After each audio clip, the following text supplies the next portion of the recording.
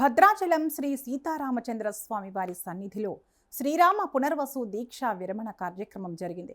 పునర్వసు నక్షత్రాన్ని పురస్కరించుకుని శ్రీరామ భక్తులు దీక్ష విరమణ చేశారు. ఈ సందర్భంగా తెల్లవారుజాము నుంచే ప్రధాన ఆలయంలో మూలవరులకు ప్రత్యేక పూజలు నిర్వహించారు.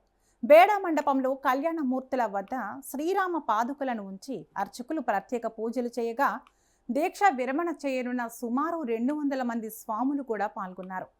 యాగశాలలో పునర్వసు నక్షత్రాన్ని పురస్కరించుకుని హోమాలు నిర్వహించారు. అనంతరం శ్రీరామ పాదుకలు, సీతారాముల చిత్రపటంతో మేళతాళాలు, కోలాటాల నడుమ భద్రగిరి ప్రదక్షిణ పట్టణ పురవీధులలో శోభాయాత్ర జరిగింది. వందలాది భక్తులు, మాలధారులు ఈ ప్రదక్షిణలో పాల్గొన్నారు. తరువాత ఆలయానికి చేరుకున్న స్వాములకు వేద పండితులు, అర్చకులు సంప్రదాయం ప్రకారం దీక్షమాల విరమణ చేశారు. ఈ సందర్భంగా ఆలయం అంతా శ్రీరామ నామ స్మరణలతో మారుమోగింది.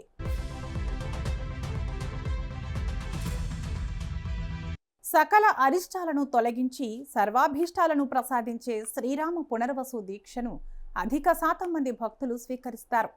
రామభక్తులు ఈ దీక్షను మార్చిలో తీసుకుని నేటికి 27 రోజులైంది. అనంతరం నేటి రాత్రి రథోత్సవాన్ని నిర్వహిస్తారు. అలాగూ రేపు శ్రీరామ దీక్షితుల కోసం శ్రీరామ పట్టాభిషేకాన్ని నిర్వహిస్తారు. ఈ దీక్షను భక్తులు స్థానిక రామాలయంలోనైనా స్వీకరించవచ్చు. కానీ దీక్షా విరమణ మాత్రం భద్రాద్రి రామయ్య సన్నిధిలో చేయాలనేది ఆనవాయితీ.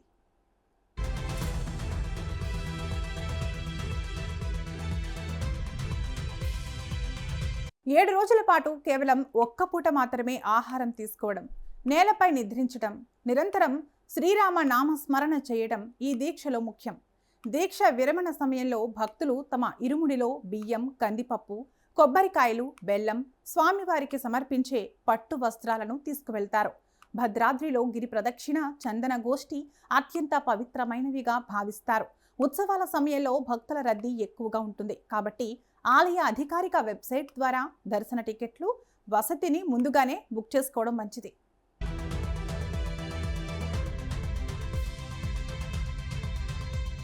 శ్రీరామనవమి బ్రహ్మోత్సవాలలో భాగంగా జరిగే ఈ ఉత్సవాలకు భక్తుల రద్దీ ఎక్కువగా ఉంటుంది. 2026 బ్రహ్మోత్సవాలు మార్చి 19 నుండి ఏప్రిల్ 2 వరకు జరిగినప్పటికీ పునర్వసు దీక్ష విరమణ మాత్రం ఏప్రిల్ 23న ప్రత్యేకంగా నిర్వహించబడింది.